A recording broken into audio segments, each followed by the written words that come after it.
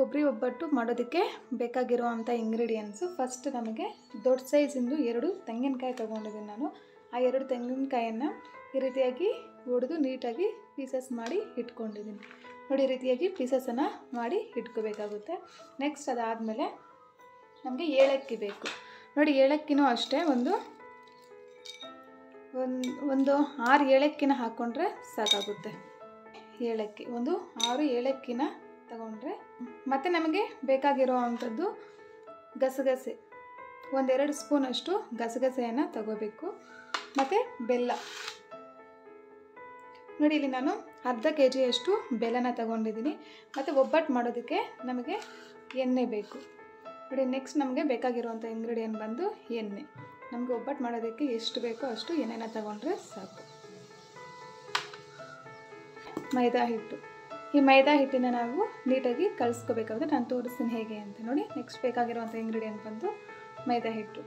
ನೋಡಿ ಇವಾಗ ಮಿಕ್ಸಿ ಜಾರಿಗೆ ನಾನು ಕೊಬ್ಬರಿನ ಹಾಕ್ಕೊತಾ ಇದ್ದೀನಿ.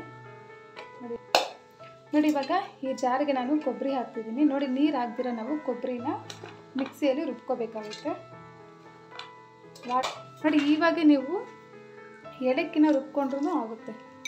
ನೋಡಿ, ಇಲ್ಲಿ ಈ ಏಲಕ್ಕಿ ನಿಮಗೆ ಇವಾಗೇ ಬೇಕಂದ್ರೂ ರುಬ್ಕೊಳ್ಳಿಲ್ಲ ಅಂದರೆ ನೀವು ಇದನ್ನು ಪುಡಿ ಮಾಡಿಟ್ಕೊಂಡು ನೀವು ಈ ಒಂದು ಪಾಕ ಮಾಡ್ತಿರಲ್ಲ ಆ ಟೈಮಲ್ಲಿ ಪುಡಿನ ಹಾಕಿದ್ರೂ ಆಗುತ್ತೆ. ನಾನು ಇವಾಗ ಏಲಕ್ಕಿನ ರುಬ್ಕೊತಾ ಇದ್ದೀನಿ. ನೋಡಿ, ಕೊಬ್ಬರಿನ ನೀರು ಹಾಕ್ದಿರ ಈ ರೀತಿಯಾಗಿ ಚೆನ್ನಾಗಿ ರುಬ್ಕೋಬೇಕು.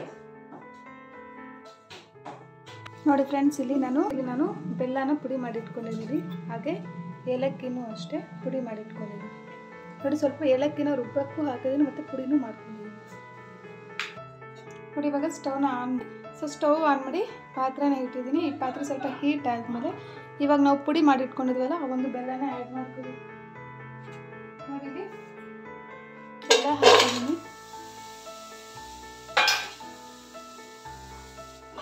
ಈ ಬೆಲ್ಲ ಪಾಕ ಬರೋದಕ್ಕೆ ಒಂದು ಸ್ವಲ್ಪ ವಾಟರನ್ನು ಹಾಕ್ಕೋಬೇಕು. ನೋಡಿ, ಸ್ವಲ್ಪ ವಾಟರ್ ಹಾಕಿದ್ವಲ್ಲ, ಇವಾಗ ಇದೆಲ್ಲ ಚೆನ್ನಾಗಿ ಕರಗಬೇಕಾಗುತ್ತೆ. ಕರಗಿ ಪಾಕ ಬರುತ್ತೆ. ನೋಡಿ, ಇದು ಫುಲ್ ಕರಗಿದ ಮೇಲೆ ಮತ್ತೆ ನಾವು ಕೊಬ್ಬರಿನ ಆ್ಯಡ್ ಮಾಡ್ಕೋಬೇಕು.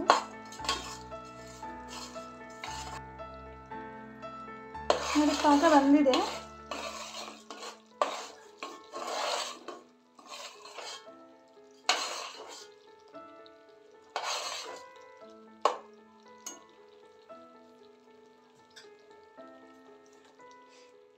ನೋಡಿ, ಪಾಕ ಬರ್ತಿದ್ರೆ ಸ್ಮೆಲ್ ಅಂತೂ ಸೂಪರಾಗಿ ಬರುತ್ತೆ. ಮತ್ತು ಇವಾಗ ನೋಡಿ, ನಾನು ಏಲಕ್ಕಿನ ಸ್ವಲ್ಪ ರುಬ್ಕೊಂಡಿದ್ದೀನಿ. ಮತ್ತು ಇವಾಗ ಸ್ವಲ್ಪ ಪುಡಿ ಮಾಡ್ಕೊಂಡು ಇದಕ್ಕೆ ಆ್ಯಡ್ ಮಾಡ್ಕೊತಾ ಇದ್ದೀನಿ.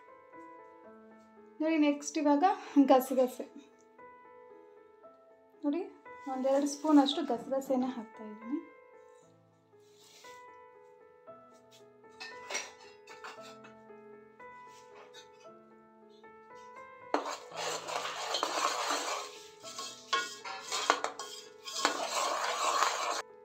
ನೋಡಿ, ಇವಾಗ ನಾನು ಈ ಕೊಬ್ಬರಿನ ಆ್ಯಡ್ ಮಾಡ್ತಾ ಇದ್ದೀನಿ. ನೋಡಿ, ಈಗ ಕೊಬ್ಬರಿನ ಸ್ವಲ್ಪನೇ ಆ್ಯಡ್ ಮಾಡಿಕೊಂಡು ಈ ರೀತಿ ಅಂತ ಇರಬೇಕು. ಲೋ ಫ್ಲೇಮಲ್ಲಿ ಇಟ್ಕೊಂಡು ಈ ಥರ ಮಾಡ್ತಾಯಿರಿ, ಇಲ್ಲ ಅಂದರೆ ಫುಲ್ ಎಲ್ಲ ಸಿದೋಗ್ಬಿಡುತ್ತೆ.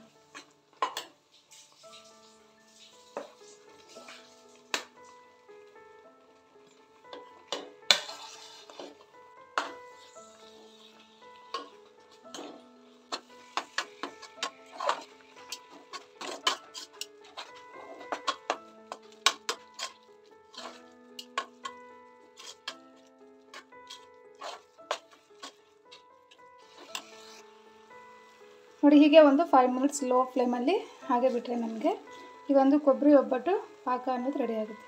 ನೋಡಿ, ಈ ರೀತಿಯಾಗಿ ಬರುತ್ತೆ.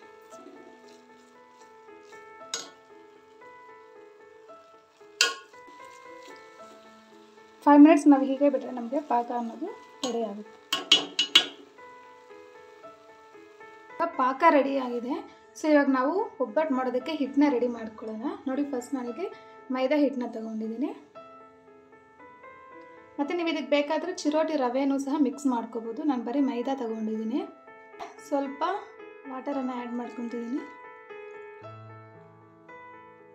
ಜಾಸ್ತಿ ಹಾಕ್ಬೇಡಿ ನೀರು, ಸ್ವಲ್ಪ ವಾಟರನ್ನು ಆ್ಯಡ್ ಮಾಡ್ಕೊಳ್ಳಿ. ಸೊ ಇದನ್ನು ನೋಡಿ ಒಂದು ಚಪಾತಿ ಹಿಟ್ಟಿಗಿಂತ ಸ್ವಲ್ಪ ಸಾಫ್ಟಾಗಿ ಮಿಕ್ಸ್ ಮಾಡ್ಕೋಬೇಕು.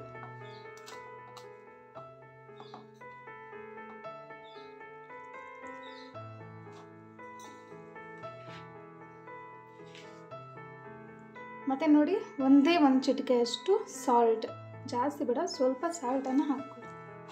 ನೋಡಿ ಹಾಕ್ಕೊಂಡು ಇದನ್ನು ಚೆನ್ನಾಗಿ ಮಿಕ್ಸ್ ಮಾಡ್ಕೋಬೇಕು. ನೋಡಿ ಇಲ್ಲಿ ಒಂದು ಚಿಟಿಕೆಯಷ್ಟು ಅರಿಶಿನ ಹಾಕಬೇಕು.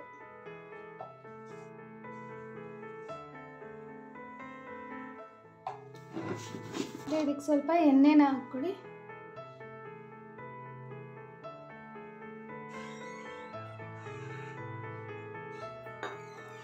ಇದನ್ನು ಚೆನ್ನಾಗಿ ಮಿಕ್ಸ್ ಮಾಡ್ಕೊಳ್ಳಿ.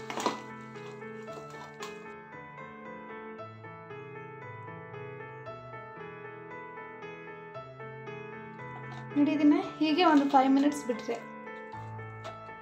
ನೋಡಿ ಒಂದು ಸ್ವಲ್ಪ ಎಣ್ಣೆನ ಆ್ಯಡ್ ಮಾಡ್ಕೊಂಡಿದ್ದೀನಿ. ಇವಾಗ ಇದನ್ನು ಹೀಗೆ ಒಂದು 5 ಮಿನಿಟ್ಸ್ ಬಿಟ್ಟರೆ ನಮಗೆ ಹಿಟ್ಟು ಅನ್ನೋದು ರೆಡಿ ಆಗುತ್ತೆ. ನೋಡಿ ಎಷ್ಟು ಸಾಫ್ಟಾಗಿ ಬಂತು, ಈ ರೀತಿಯಾಗಿ ಬರಬೇಕು. ನೋಡಿ ಇದನ್ನು ಒಂದು 5 ಮಿನಿಟ್ಸ್ ಹೀಗೆ ಬಿಟ್ಟು ಮತ್ತೆ ನಮಗೆ ನಾವು ಒಬ್ಬಟ್ಟು ಮಾಡ್ಕೊಳ್ಳೋದಕ್ಕೆ ಹಿಟ್ಟು ಅನ್ನೋದು ರೆಡಿ ಆಗುತ್ತೆ.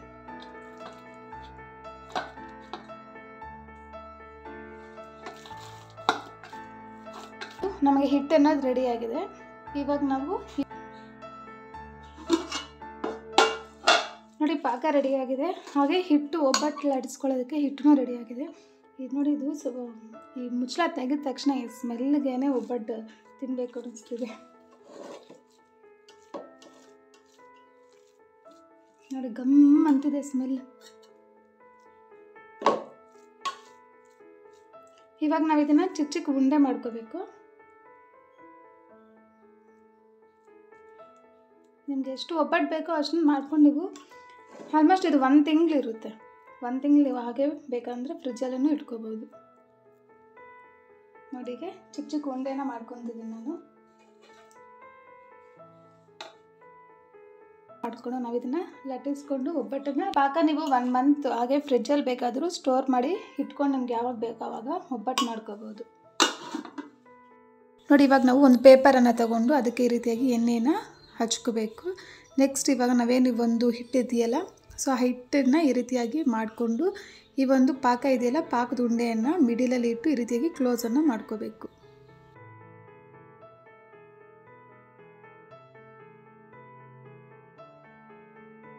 ನೋಡಿ ಇವಾಗ ಈ ಉಂಡೆನ ಈ ಒಂದು ಎಣ್ಣೆ ಹಚ್ಕೊಂಡಿದ್ದಲ್ಲ ಈ ಒಂದು ಪೇಪರ್ ಮೇಲೆ ಹಾಕಿ ಈ ರೀತಿಯಾಗಿ ಲಟ್ಟಿಸ್ಕೋಬೇಕು. ನೋಡಿ ನಿಮಗೆ ಎಷ್ಟು ತೆಳುವಾಗಬೇಕೋ ಅಷ್ಟು ತೆಳುವಾಗಿ ಲಟ್ಟಿಸ್ಕೊಳ್ಳಿ.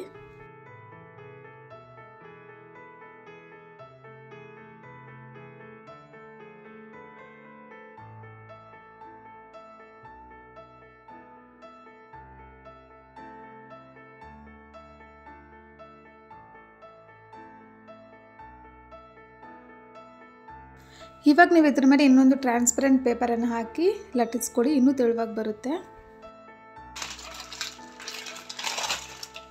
ನೋಡಿ ಈ ರೀತಿಯಾಗಿ ಒಬ್ಬಟ್ಟನ್ನು ಎಷ್ಟು ತೆಳುವಾಗಿ ಬೇಕಾದರೂ ಲಟ್ಟಿಸ್ಕೋಬಹುದು. ನೋಡಿ ಇವಾಗ ಇದನ್ನು ನಾವು ಲೋ ಫ್ಲೇಮಲ್ಲಿ ಹೆಂಚು ಮೇಲೆ ಸುಟ್ಕೊಂಡ್ರೆ ನಮಗೆ ಒಬ್ಬಟ್ಟು ಅನ್ನೋದು ರೆಡಿ ಆಗುತ್ತೆ. ಲೋ ಫ್ಲೇಮಲ್ಲಿ ಇದನ್ನು ಸುಟ್ಕೋಬೇಕಾಗುತ್ತೆ ನಾವು ಒಬ್ಬಟ್ಟನ್ನು.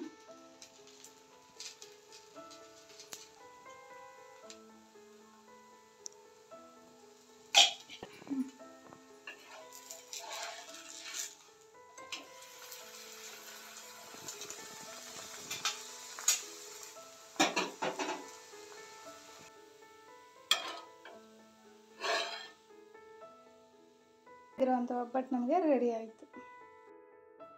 ನೋಡಿ ಫ್ರೆಂಡ್ಸ್, ಇವಾಗ ಒಬ್ಬಟ್ಟನ್ನ ನಾವು ಸರ್ವಿಂಗ್ ಪ್ಲೇಟಿಗೆ ತಗೊಂಡು ಸರ್ವ್ ಮಾಡಿಕೊಂಡ್ರೆ ನಮಗೆ ಒಬ್ಬಟ್ಟು ಅನ್ನೋದು ರೆಡಿ ಆಗುತ್ತೆ.